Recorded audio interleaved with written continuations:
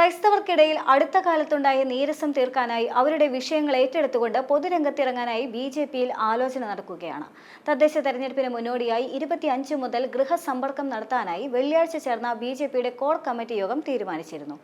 ഇതിൽ ക്രൈസ്തവ വീടുകൾ ഒരു കാരണവശാലും വിട്ടുപോകരുതെന്ന് നിർദ്ദേശിച്ചിട്ടുണ്ട്.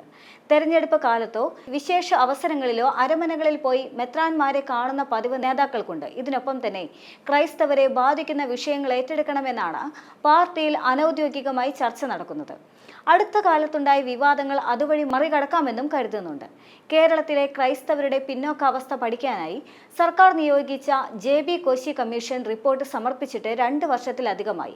ഇതിലെ ഏതാനും ശുപാർശ പുറത്തു വന്നതല്ലാതെ റിപ്പോർട്ട് ഇതുവരെ പുറത്തുവിട്ടിട്ടില്ല. സഭാ നേതൃത്വങ്ങളിലും ക്രൈസ്തവ സംഘടനകളും നിരന്തരം ആവശ്യപ്പെടുന്ന വിഷയമാണിത്. ശുപാർശകൾ നടപ്പിലാക്കിയിട്ടുമില്ല. വിവിധ വകുപ്പുകളിലെ ചട്ടങ്ങൾ ഭേദഗതി ചെയ്യേണ്ട ശുപാർശകൾ ഉള്ളതിനാലാണ് വൈകുന്നത് എന്നാണ് സർക്കാർ പറയുന്നത്.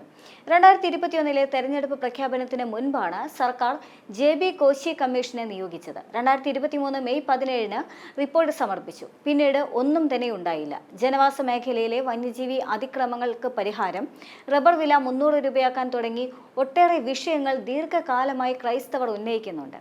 നാട്ടിലിറങ്ങുന്ന വന്യമൃഗങ്ങളെ വെടിവെക്കാനുള്ള അനുമതി നൽകാനായി സർക്കാർ നിയമ ഭേദഗതി കൊണ്ടുവന്നിരിക്കുകയുമാണ്. രാഷ്ട്രപതിയുടെ അംഗീകാരം വേണ്ടിവരുമെങ്കിലും സംസ്ഥാനം ചെയ്യേണ്ടത് ചെയ്തുവെന്ന് സർക്കാരിന് വാദിക്കാം. റബ്ബർ വില നിശ്ചയിക്കപ്പെടുന്നതിൽ അന്താരാഷ്ട്ര സാഹചര്യങ്ങളും അന്താരാഷ്ട്ര കരാറുകളും എന്നിവയെല്ലാം തന്നെ ഏറ്റവും പ്രധാനപ്പെട്ടതാണ്. എന്നാൽ കേന്ദ്ര സംസ്ഥാന സർക്കാരുകൾക്ക് പ്രോത്സാഹന വില പ്രഖ്യാപിക്കാൻ കഴിയും.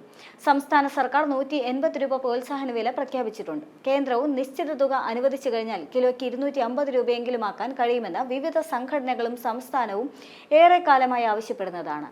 ഈ വിഷയം ബി.ജെ.പിക്ക് മുന്നിലുമുണ്ട്. കേരളത്തിൽ മാത്രമായി നയം പ്രഖ്യാപിക്കാനായി കഴിയില്ല എന്നതാണ് ഇതിലെ ഒരു പ്രധാന പ്രശ്നം.